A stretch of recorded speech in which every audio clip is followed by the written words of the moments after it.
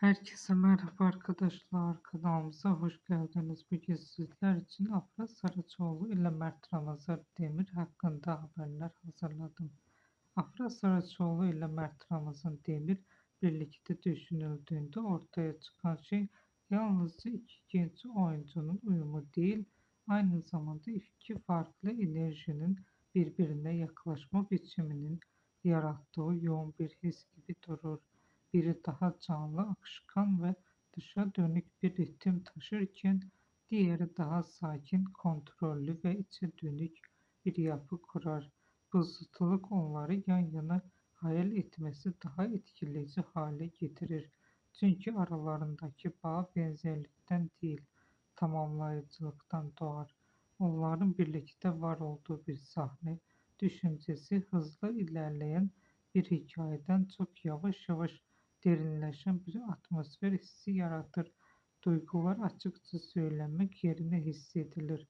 Bakışlar uzar, sessizlikler anlam kazanır ve küçük detaylar büyük bir etki bırakır. Bu da onları klasik bir ekran çiftinden farklı bir noktaya taşır. Daha çok izleyicinin içinde büyüyen bir duyguya dönüştürür. Afra Saraçoğlu'nun doğal ve içten oyunculuğu Mert Ramazan Demir'in daha kapalı ve yoğun anlatımıyla birleştiğinde ortaya tek bir ton çıkmaz. Aksine birden fazla katmanın aynı anda hissedildiği bir yapı oluşur. Bu yapı izleyiciyi daha sade hisseden bir konuma taşır.